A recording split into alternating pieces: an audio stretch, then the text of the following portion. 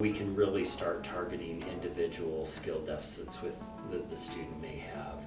And DBI really allows us to do that. And consequently, when we go through that problem-solving process, we are seeing success. We're teaching students what they need to know in an individualized way. We're collecting data to make sure they're making progress. And if they don't, we just problem solve again. So we see students making a lot of gains. DBI gives you the process to improve instruction for students with disabilities, regardless of whether there's an MTSS framework in place or not.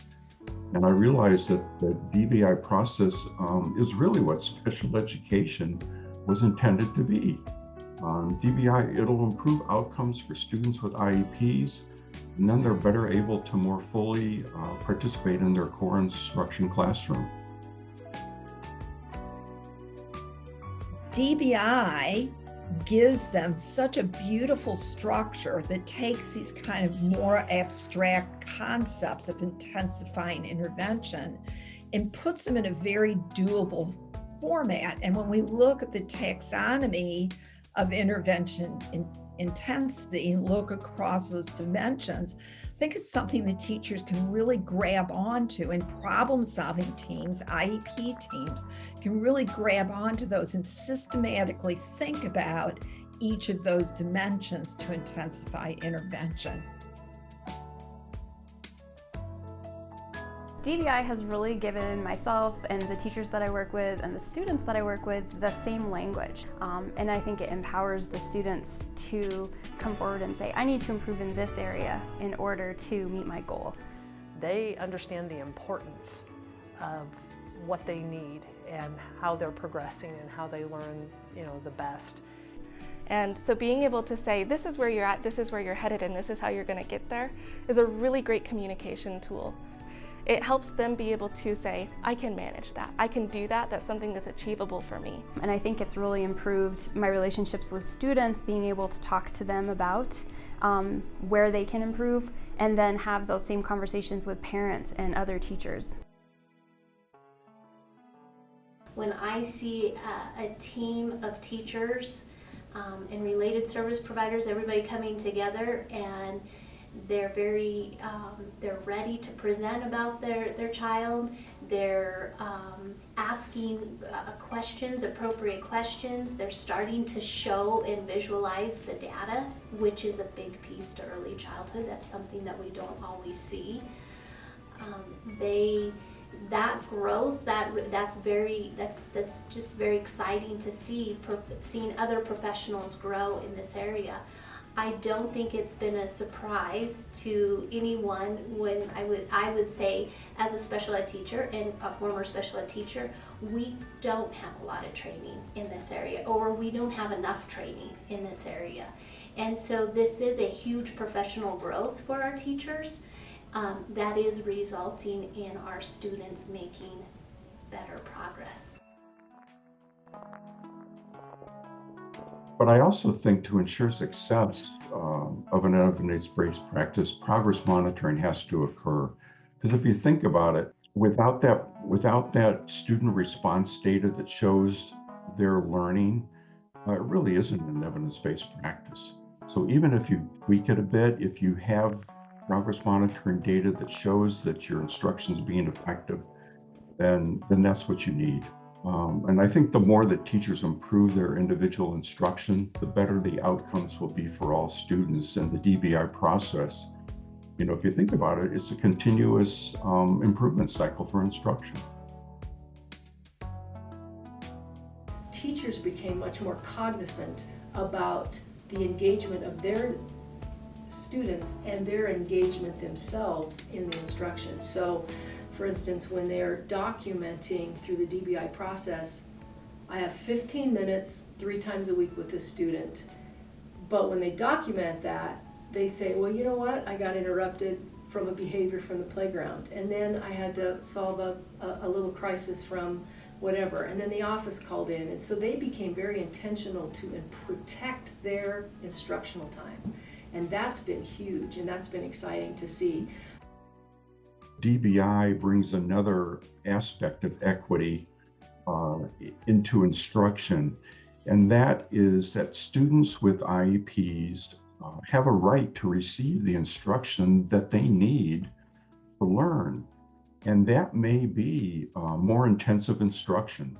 That may be another material that is than what is used in the general ed classroom. And that's equity, that students with disabilities receive that instruction that they need, and DBI provides that. One of the things that we name in our theory of action for our state systemic improvement plan, the data-based individualization is one of our coherent improvement strategies across content areas, right, across grade levels, across all of our school types. Like this is something that we've got to get better at over time if we want to change outcomes for students with disabilities. So we plan on continuing to support the state in the implementation of DBI. Number one, we've partnered with our Region 5 BOCES, which is on the western side of the state.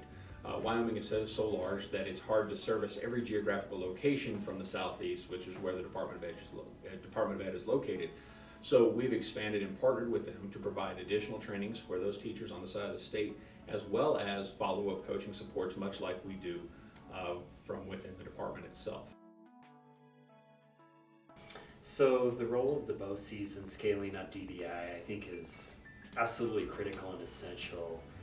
With Wyoming being such a rural state, it's difficult to meet the needs of school districts all over. And so being able to meet those needs regionally is really going to be the key to scaling up. I think is a regional resource center like Region 5 BOCES is, I mean, we can have a DBI coach that can service schools that are nearby, right? So that's the coaching piece that I feel like we can offer with the Region 5 BOCES model.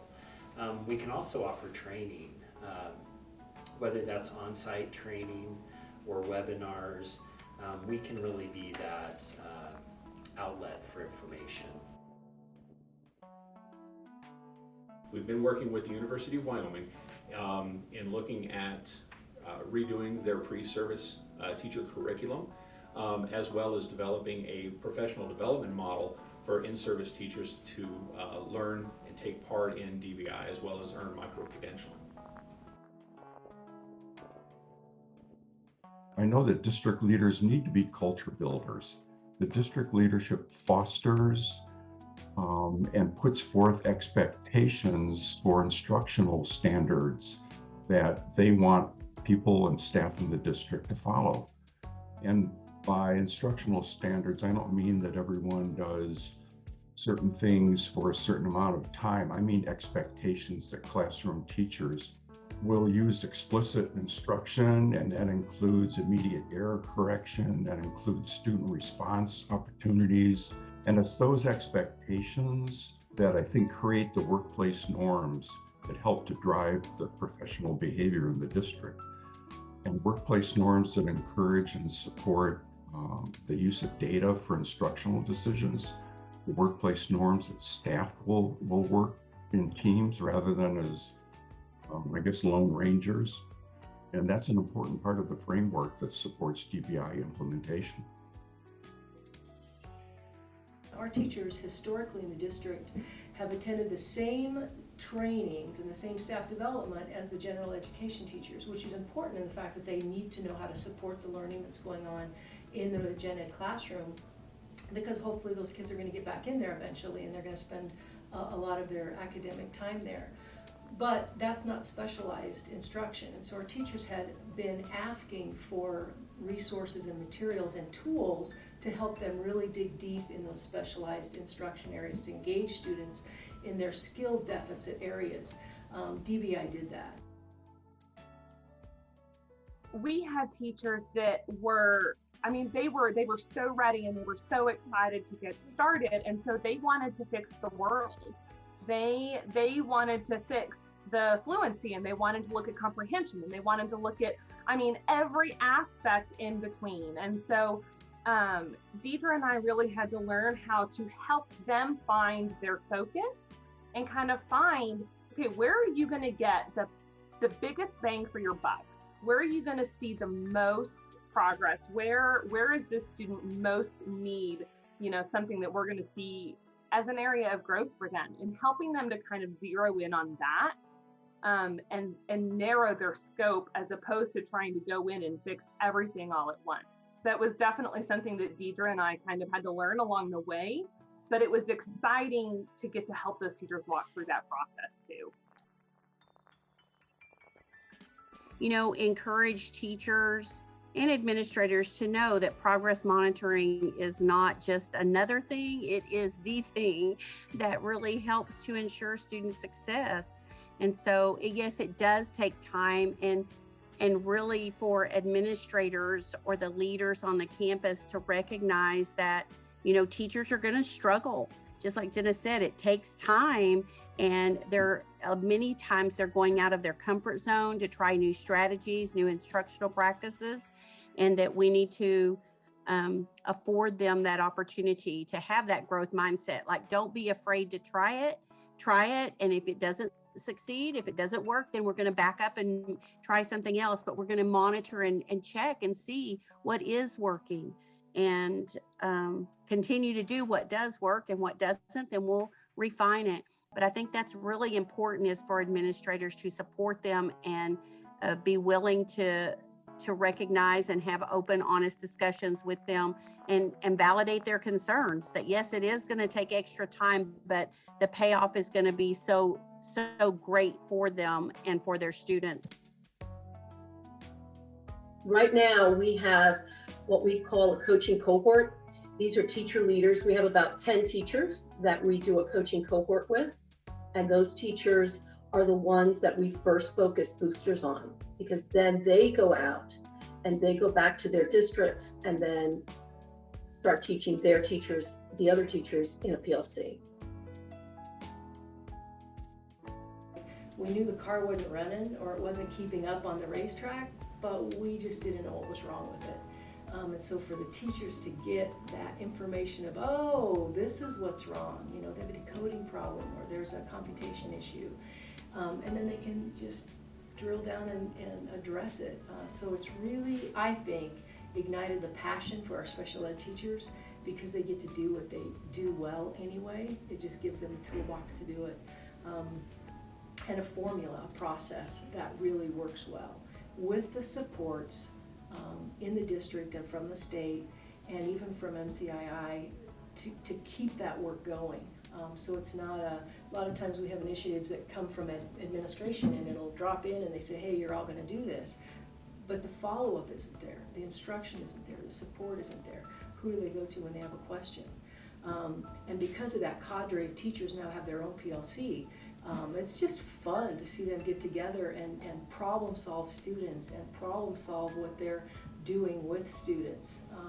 It impacts those individual kids. And I always loved Ross Green's quote, kids do well if they can. And I think the bottom line is teachers do well if they can. School district leaders need to become comfortable at learning as they go. We need to just get going, use continuous improvement cycles as the work evolves. District leaders need to be comfortable to learn as you move along. That's okay to do. I think that a lot of people think, well, if I just read one more book, or if I attend one more training, or learn a little bit more, then I'll truly be ready to get going. But the work then never happens, because, there's always something else that you can learn. But it's okay to learn as you go. And if you do, then I think you find out that you may not need additional resources, but it's a matter of repurposing funds and changing people's roles and functions. Don't try and reinvent the wheel. NCII, just like Deidre was talking about, there are so many resources out there for you. Dig in, find where those resources are, contact the people that can provide you and help you to know kind of where to start, and don't feel like that you have to start this process on your own and just try and run forward. That there's so much help out there and so many resources out there that can help you. DBI implementation has impacted how I teach in a very strong way. It's taken all good teaching practices that were already in place and magnified them. The goal, obviously, of special education is to get those special education students back into the gen ed classroom, and I feel like DBI has given me the push and the support and the confidence to be able to say that my students are growing. I feel empowered and knowledgeable about what I'm doing. And all those gut feelings that I have are now validated, or I can see them in the data. Or if they were a gut feeling that was inaccurate, I now know what the root of the problem is and I can help that child succeed. I've been able to really hone in on where the child is struggling. And if they're struggling, I have those tools that I can fix that now. And I don't feel like I had that before. I felt like we had screeners, and it was really difficult to show if they were making progress or not because they're just that, screeners. I had students who were making, for years, were making slow progress, and with DBI in place, they were able to actually close the gap or work towards closing the gap. The first student that I worked with in this process was a 4th grader who came in as a 1st grade level reader. She was reading at an instructional J, which is end of 1st grade level. So by this point in her 4th grade career, she was really deep in the red and the perfect candidate for intensive intervention. By March, she was reading an independent O, which meant that she was completely on grade level, and I was able to exit her from her reading goal in her IEP. This was so exciting because this was the first time that I was able to exit someone from their IEP based on the progress that they made towards their goal and actually achieving their goal. And when I hear at the end of the day that this child might not need an IEP because they've closed the gap, that excites me. Or I hear this child is on an IEP, but we have figured out more about this kiddo and on how to explicitly teach the child, or what those behavior things are and how we still address the behavior piece, but we still get to those pre-academic and those pre-literacy skills. I felt like DBI was really able to unlock the potential of these students and also my potential as an educator. I walked away from this experience learning a lot, and being able to apply it with my students was extremely helpful to make me a better teacher to them.